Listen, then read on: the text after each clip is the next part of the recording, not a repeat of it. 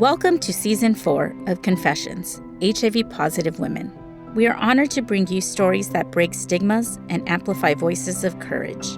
This season, we're focusing on a powerful theme, the experiences of women living with HIV who have gone through pregnancy. We'll dive into their journeys, explore the latest updates on CDC breastfeeding guidelines, and discuss the challenges and triumphs related to substance use, recovery, and obtaining housing stability. Join us as we uncover the resilience, strength, and hope that define these incredible women. Let's get started.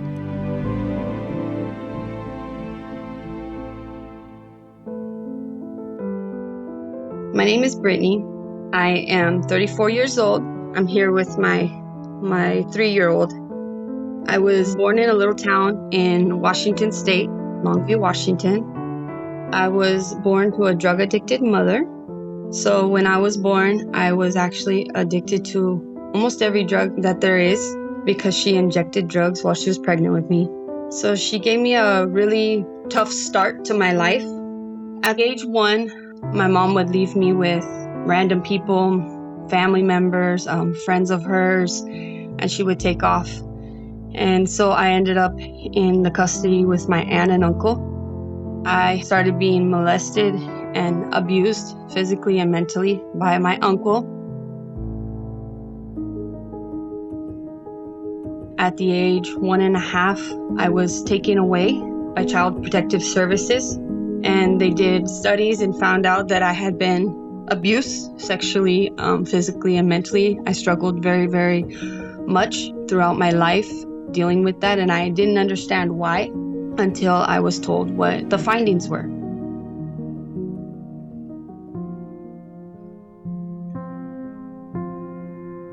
At the age of 2, I was finally adopted by my adoptive dad, and he's the chief of police. He is my rock. I was going to say he was my rock and he is my rock. And he always loved me and took me and cared for me as a real father should. He accepted me for all my faults. So at the age of 11, my adoptive parents decided to get a divorce.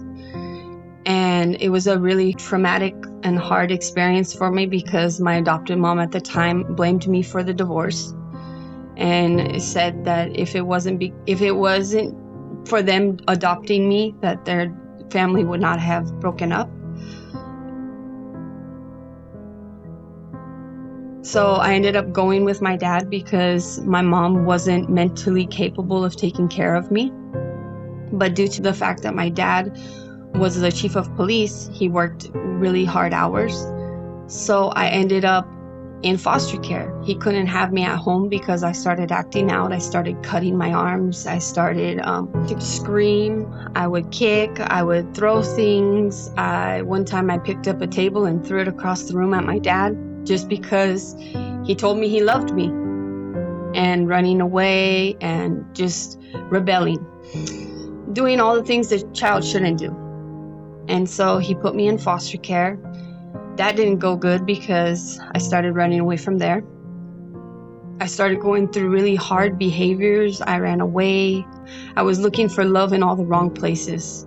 And throughout my life, I was looking for love throughout all the wrong places. Finally, my dad couldn't handle me being at home with him, and he needed some more help. So he put me first in a treatment facility, and I was 12 years old.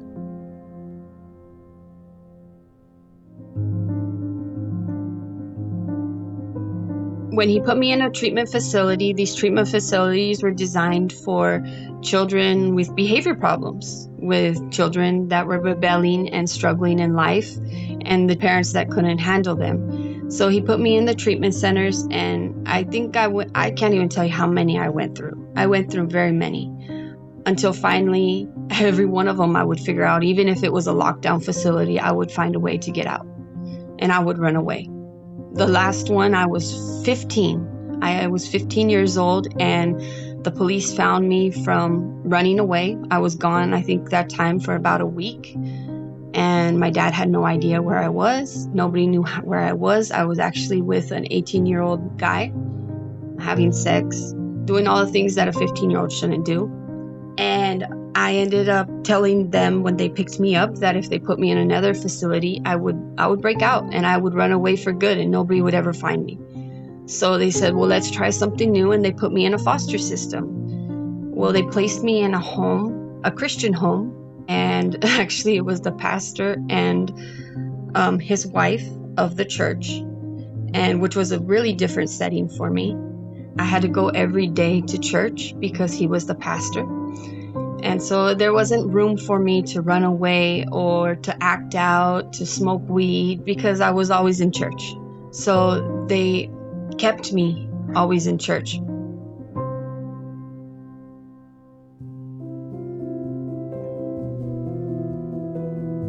About age 16, my foster parents, they had done everything for me. I still hadn't ran away.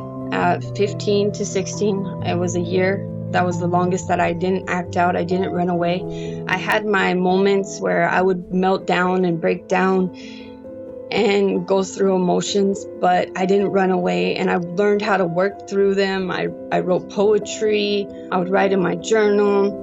I learned how to deal with my emotions. I stayed with them all the way up until I was 18 years old, until I was transitioned out of foster care, and they wanted me to go into adult foster care. Because due to the fact of my mom using drugs when I was born, they diagnosed me technically mentally disabled, that I was on the borderline of fetal alcohol syndrome.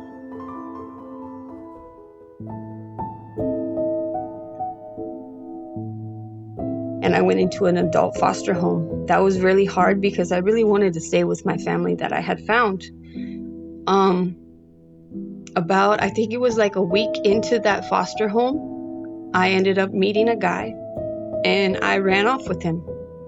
And when curfew came, I didn't go back to the home, and I stayed with him. And I stayed with him for about 9 months and ended up pregnant with my oldest daughter, that's 15 years old. He was a very abusive guy, physically, mentally, everything you could think of. At this time, I didn't use drugs. I was 19 when I gave birth to her. We separated. Throughout my pregnancy, I ran away from him because I knew that it wasn't a healthy relationship and it wasn't going to be healthy for my daughter. My dad at the time stopped talking to me because I refused to accept the fact that he wanted me to put her up for adoption because I wouldn't be able to be a mom to her. When I was 8 months pregnant, he ended up contacting me and wanting to talk to me. And he begged me to put her up for adoption, and I said no. So when I gave birth to her, they came into the room, and because of my history and everything that I was diagnosed with and all of that, they told me that I wasn't capable of being a mother and I was going to be losing her. So when it was like the day after she was born, I called my dad and I told him, you might as well come and say goodbye to your granddaughter, because they're taking her. He came with some flowers later that day, and he took one look at her, and he said, "You're not going to lose her." My adopted mom came back into the picture that day, and she talked to the doctors, and she talked to the social worker. And I just remember holding my daughter, looking at her, and that's all I wanted, was to love something.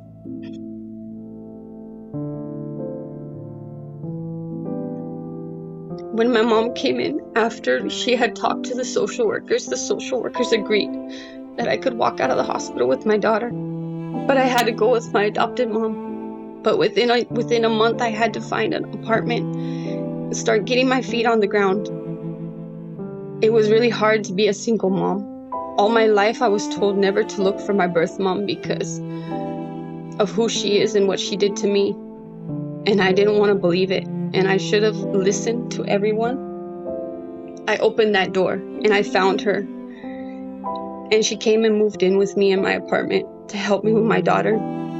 I didn't know she was using drugs at the time. So she would have parties and she would have people and guys come over. And one time I got raped. And I don't know how many guys it was. I just know it was a lot. I put my daughter in a very bad situation, and my dad took custody of her. because I couldn't be a mom. They called me into the office and they asked me to sign my rights over. And I did it because I knew that my daughter would be best with my dad and she wouldn't suffer.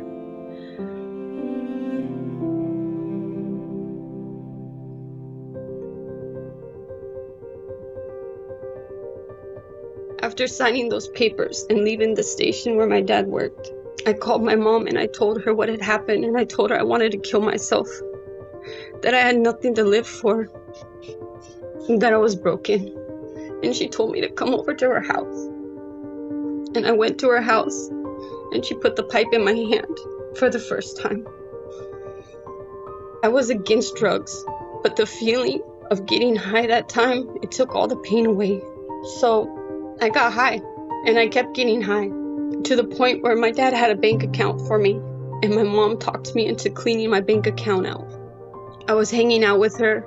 She introduced me to this guy and she told me to go with him. I didn't know at the time that it was her dealer. I was new to crystal meth. I was new to it all. So I took off with him and I was gone for about a week. He got me so high I didn't know up from down. He kept me so spun out. When he took me back home, my mom freaked out. Where were you? Where were you? I didn't know that she had sold me to him for her fix. I passed out because I hadn't ate, I hadn't slept, and she shot me up with drugs the first time. She shot me up with crystal meth.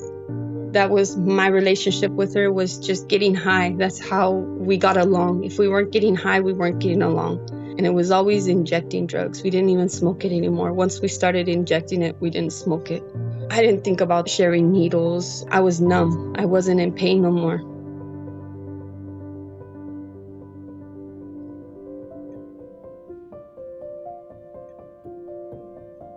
And my mom took off by herself with her boyfriend.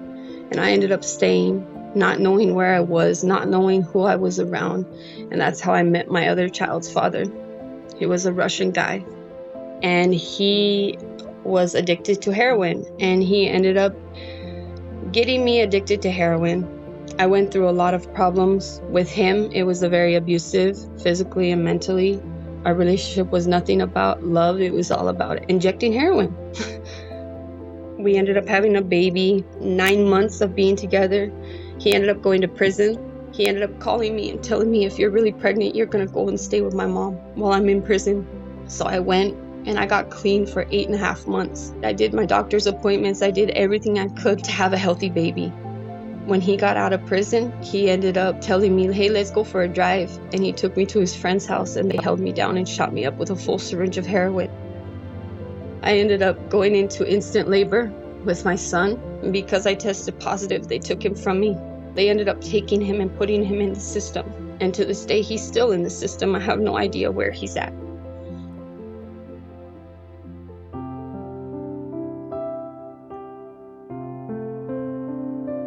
Fast forward, I ended up going back to Washington with my mom. I knew I was just killing myself with the drugs. I knew the only outcome was going to be I was going to die. One day I met a guy. He was willing to buy me a one-way ticket to California to get clean. At the time, I was prostituting myself. So I seen it as a way out. So I took the bus ticket and I got on the bus, not knowing where I was going to end up, not having $1 in my pocket, not having a phone number, not having nothing. And I ended up in Santa Ana. And when I got there, it was nighttime. And all I could think about was I needed to get high because I was so sick. And I ended up running into some guys and they ended up prostituting me out of a hotel. And I think that's actually where I contracted HIV. I'm not 100% sure because I was being prostituted, but that's the only time I could actually think. I remember talking to a lady of one of the baby's moms of one of the guys, and she had told me, well, if you're sleeping with him, you're going to have HIV. And I was like, no, I'm not. So I just let it go because I was so high all the time, I didn't care. I ended up in LA. These guys ended up prostituting me to LA. And from LA, I got sex trafficked to Mexico. I was dying. I just wanted a way out. I was sleeping with anybody and everyone I could to see if I could get pregnant because I seen it as that was my way I could give up and just quit and change and have something to live for because my 2 other children were taken from me and I was so broken. I ended up meeting this guy who's actually my child's father now. I have 4 children with him. They took me to him and they told him that he had to prostitute me. He told the people that he wasn't going to prostitute because he comes from women and he wasn't going to do that. Within a month, I told him, I'm going to give you a kid. And he told me, I can't. I'm so old, I don't have any kids. Within a month, I got pregnant with my son. And that's when it all really hit, because I still used throughout my pregnancy until I was 7 months pregnant. It hurt him every time I would get high because he knew that it was hurting his child. About 7.5 months, he sent me to California with his family, and his family has always accepted me. To this day, they still accept me and my kids. I ended up going to Vegas to stay with my child's father's sister, and that's where I gave birth to my son. They had tested me for HIV, and I didn't know.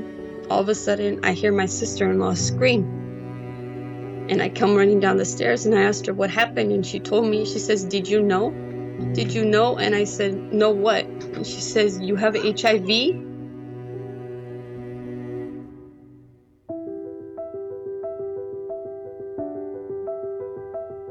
When we got the results of me being HIV positive, I felt it was a death sentence. I felt like I failed as being a mother because my child was going to come out sick. I felt judged, even though my children's father's family did not judge me. At first, they were scared. When my brother-in-law, because he is in the medical field, he knows all about HIV and all of that. He had to sit down with them and give them information and help them to understand. And then there was no judgment. He even told me that it wasn't a death sentence. They got me into the best care. I started seeing a doctor named Dr. Farabi. He put me on a strong regimen of Truvada, Trivacay, and Biktarvy to help me bring my levels down so I could give birth naturally. Within 2 weeks of being on those pills, I was already 8.5 months pregnant. My levels had dropped to undetectable.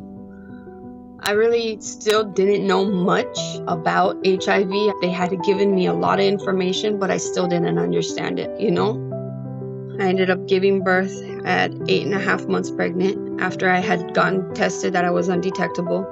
I gave birth to a healthy baby boy with my sister-in-law and mother-in-law in the room with me. He did not test positive for HIV. At the time that I tested positive, my sister-in-law called my child's father and told him he needed to go get tested. Well, surprisingly enough, and it's only a blessing from God, he was negative. And he's still negative to this day because I'm on my medication.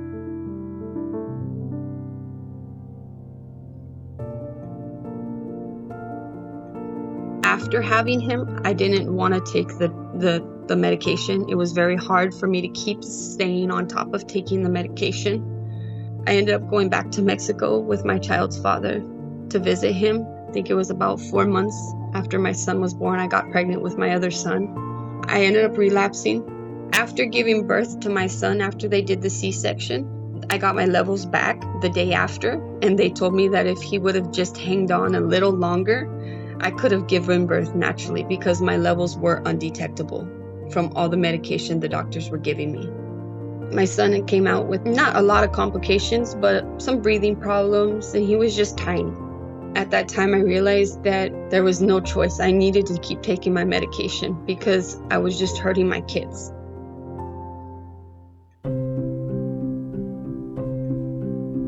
Fast forward, I started seeking God and praying to him and focusing and taking my kids to see their dad and just trying to be a single parent, but on top of that, having their dad far away. Fast forward, I would say that I was 30. I ended up going to visit him and we ended up having our daughter. She's 3 now. I've been clean ever since. My son, Danny, that's been about 8 years. We had my daughter. I've been taking my medication constantly. I got reconnected back into the clinic at UCLA with Dr. DeVille. And I've just been taking advantage of their support, being able to talk to them about everything. About a year ago, we ended up having our last child, and he is clean. All 4 of my children, by the grace of God, are negative. healthy, strong, beautiful babies. I'm a single parent right now. We still go to visit the dad. I'm still seeking God. I'm still taking my medication.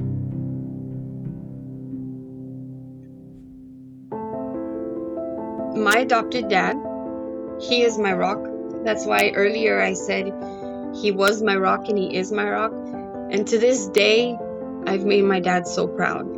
He's my rock. He supports me for everything. I'm back in the life of my daughter.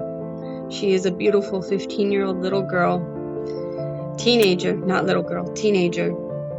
He's in my kids' life. He supports me through everything. My sickness was a little scary for him, just like everyone when they first hear the sound HIV positive.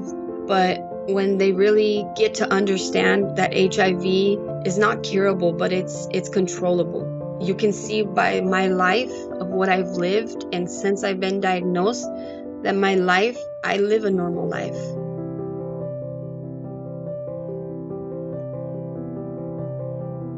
About 6 months ago, I enrolled in a community college, and I'm taking 4 courses to help children, because that's what my calling is. I want to help children overcome their traumas like me. I want to help people and be able to educate them and show them that just because they get a sickness diagnosis doesn't mean it's a death sentence.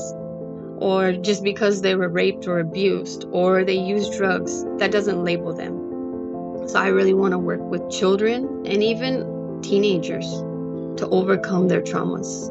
If you look at me today, I am a thriving mother of 4, well, actually technically 6. I'm doing what I was told all my life I wouldn't be able to do, and I'm accomplishing what I was told I wouldn't be able to accomplish.